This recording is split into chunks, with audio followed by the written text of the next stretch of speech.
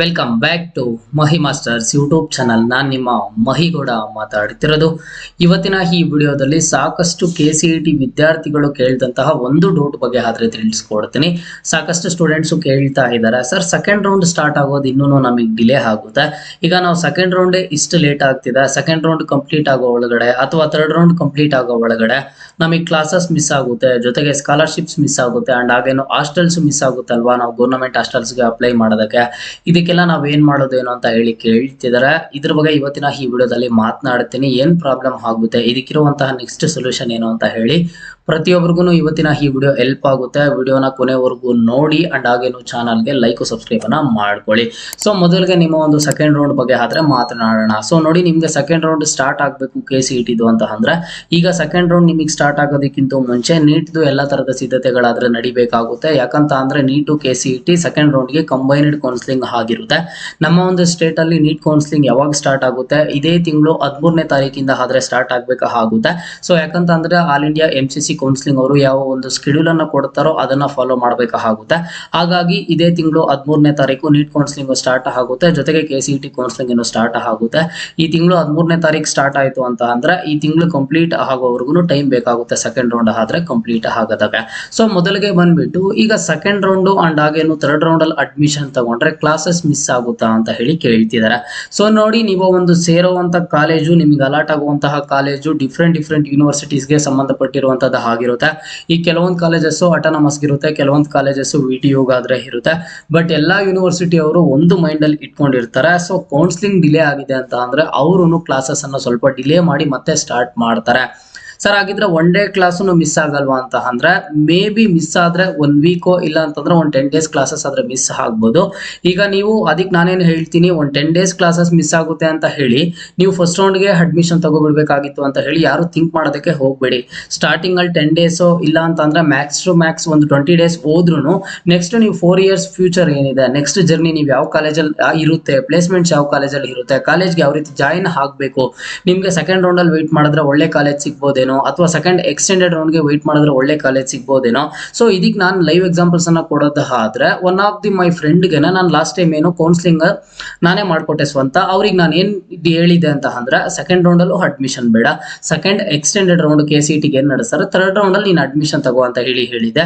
First round ಅಲ್ಲಿ ಒಂದು college ಸಿಕ್ಕಿತ್ತು, ಸೆಕೆಂಡ್ ರೌಂಡ್ ಆಪ್ಷನ್ ಎಂಟ್ರಿಯಲ್ಲಿ ಚೇಂಜಸ್ ಅನ್ನ ಮಾಡಿದ್ವಿ, ಅದ್ರಲ್ಲಿ ಬೇರೆ ಕಾಲೇಜ್ ಸಿಕ್ತು. ಅದಾದ್ಮೇಲೆ ನೆಕ್ಸ್ಟ್ ಥರ್ಡ್ ರೌಂಡ್ಗೆ ಸ್ಟೂಡೆಂಟ್ ಯಾವ ಒಂದು ಕಾಲೇಜ್ ಸಿಗ್ಬೇಕು ಅಂತ ಹೇಳಿ ವೆಯ್ಟ್ ಮಾಡ್ತಿದ್ನೋ ಆ ಒಂದು ಕಾಲೇಜ್ಗೆ ಅಡ್ಮಿಷನ್ ಆದ್ರೆ ತಗೊಂಡಿದ್ದಾದ್ಮೇಲೆ ನಾನು ಕೇಳಿದೆ ಯಾವ ರೀತಿ ಇತ್ತು ಎಕ್ಸ್ಪೀರಿಯನ್ಸ್, ಕ್ಲಾಸಸ್ ಎಲ್ಲ ಏನ್ ಜಾಸ್ತಿ ಮಿಸ್ ಆಯ್ತಾ, ಏನೆಲ್ಲ ಮಿಸ್ ಮಾಡ್ಕೊಂಡು ಏನೋ ಅಂತ ಅಂದ್ರೆ ಸ್ಟಾರ್ಟಿಂಗ್ ಅಲ್ಲಿ ಒಂದು 10 to 20 ಡೇಸ್ ಏನೋ ಸ್ಟಾರ್ಟ್ ಆಗಿತ್ತಂತೆ.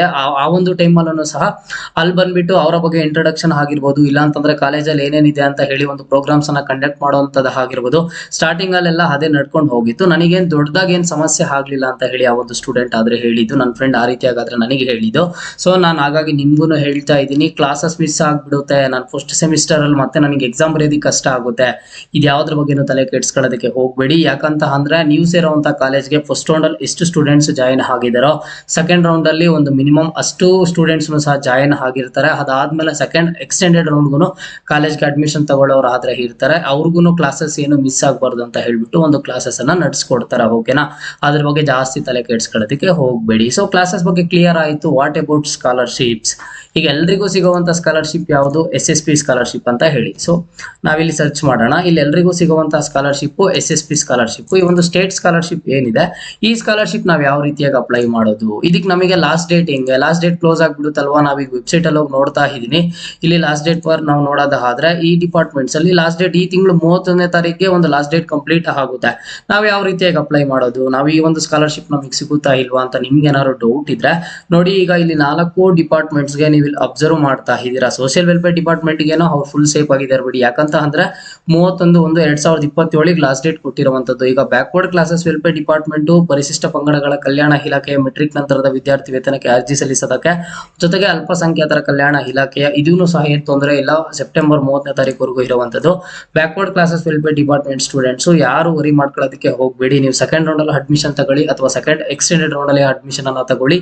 ಈ ಒಂದು ಪೋರ್ಟಲ್ ಅವ್ರು ಏನ್ ಮಾಡ್ತಾರೆ, ಅವ್ರಿಗೆ ಗೊತ್ತಾಗುತ್ತೆ, KA ಕಡೆಯಿಂದ ಇನ್ಫಾರ್ಮೇಶನ್ ಹೋಗುತ್ತೆ, ಕೌನ್ಸಿಲಿಂಗ್ ನಾವು ಇಷ್ಟು ಇಷ್ಟು ದಿನ ಡಿಲೇ ಆಗಿದೆ, ಈ ಒಂದು ಟೈಮಿಗೆ ಕಂಪ್ಲೀಟ್ ಆಗಿದೆ ಅಂತ ಹೇಳಿ ಅವಾಗ ಅವ್ರು ಏನ್ ಮಾಡ್ತಾರೆ, ಆ ಒಂದು ಲಾಸ್ಟ್ ಡೇಟ್ಸ್ ಅನ್ನ ಬಂದು 100% ಆಗಿ ಎಕ್ಸ್ಟೆಂಡ್ ಮಾಡ್ತಾರೆ, ಮಾಡ್ಲೇಬೇಕು, ಪ್ರತಿ ವರ್ಷ ಮಾಡಿದ್ದಾರೆ.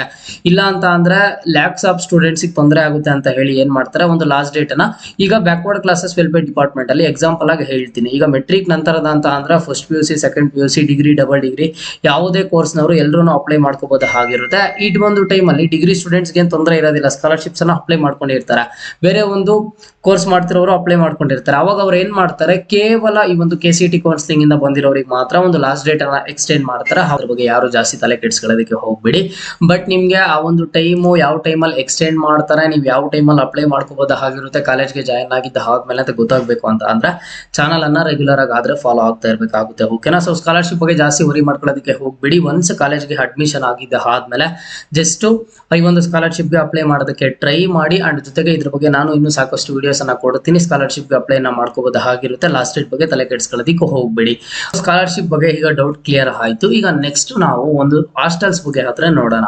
ನೋಡಿ, ಗವರ್ನಮೆಂಟ್ ಹಾಸ್ಟೆಲ್ಸ್ ಸೇಮ್ ಇದೇ ರೀತಿಯಾಗಿ ವರ್ಕ್ ಆಗುತ್ತೆ. ಇಲ್ಲಿ ಬಂದು ನಿಮ್ಗೆ ಬ್ಯಾಕ್ವರ್ಡ್ ಕ್ಲಾಸಸ್ ವೆಲ್ಫೇರ್ ಡಿಪಾರ್ಟ್ಮೆಂಟ್ ಜೊತೆಗೆ ಇಲ್ಲಿ ಸೋಷಿಯಲ್ ವೆಲ್ಫೇರ್ ಡಿಪಾರ್ಟ್ಮೆಂಟ್, ಹಾಸ್ಟೆಲ್ಸ್ಗೆ ಯಾವ ರೀತಿಯಾಗಿ ಡಿಪಾರ್ಟ್ಮೆಂಟ್ಸ್ ಇರುತ್ತೋ ಅದೇ ರೀತಿಯಲ್ಲಿ ಹಾಸ್ಟೆಲ್ಸ್ ಸಹ ಇರುತ್ತೆ. ಅದೇ ಒಂದು ಹಾಸ್ಟೆಲ್ಸ್ ಆದ್ರೆ ಇರುವಂತದ್ದು ನೀವಿಲ್ಲಿ ಅಬ್ಸರ್ವ್ ಮಾಡ್ತಾ ಇದ್ದೀರಾ. ಇದಕ್ಕೂ ಲಾಸ್ಟ್ ಡೇಟ್ಸ್ ಬಂದು ಕ್ಲೋಸ್ ಆಗ್ತಾ ಇರುತ್ತೆ. ಜೊತೆಗೆ ನಿಮ್ಮ ಒಂದು ಕೌನ್ಸಿಲಿಂಗ್ ಮುಗ್ದಿದ್ದ ಆದ್ಮೇಲೆ ಇಲ್ಲಿ ಬಂದ್ಬಿಟ್ಟು ಮತ್ತೆ ಅದಕ್ಕೆ ಒಂದು ಲಾಸ್ಟ್ ಡೇಟ್ಸ್ ಅನ್ನ ಈ ರೀತಿಯಾಗಿ ಎಕ್ಸ್ಟೆಂಡ್ ಮಾಡ್ತಾ ಬರ್ತಾ ಇರ್ತಾರೆ. ಎಲ್ಲ ಒಂದೊಂದು ಡಿಪಾರ್ಟ್ಮೆಂಟ್ ಅವ್ರಿಗೆ ಒಂದೊಂದು ಲಾಸ್ಟ್ ಡೇಟ್ ಆದ್ರೆ ಇರುತ್ತೆ.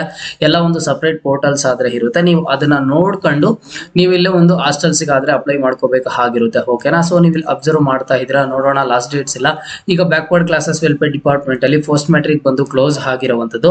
ಇದು ಯಾವ ಟೈಮ್ ಅಲ್ಲಾದ್ರೂ ಓಪನ್ ಆಗ್ಬೋದು. ಈಗ ನಿಮ್ಮ ಕೌನ್ಸಿಲಿಂಗ್ ಮುಗಿದಾದ್ಮೇಲೆ ಕಾಲೇಜಿಗೆ ಜಾಯ್ನ್ ಆಗಿದ್ದ ಆದ್ಮೇಲೆ ಓಪನ್ ಆದ್ರೂ ಆಗುತ್ತೆ. ಅವೈಲೇಬಿಲಿಟಿ ಆಫ್ ಸೀಟ್ಸ್ ಎಲ್ಲ ನೋಡ್ಕೊಂಡು ಆ ಟೈಮಲ್ಲಿ ನಾನು ವಿಡಿಯೋ ಮಾಡ್ತೀನಿ. ನೀವು ವಿಡಿಯೋನ ಎಷ್ಟು ಬೇಗ ಕ್ಯಾಚ್ ಮಾಡಿದ್ರೆ ಅಷ್ಟು ಬೇಗ ಒಂದು ಹಾಸ್ಟೆಲ್ಸ್ಗೂ ಅಪ್ಲೈ ಮಾಡ್ಕೋಬಹುದು ಆಗಿರುತ್ತೆ. ಓಕೆನಾ?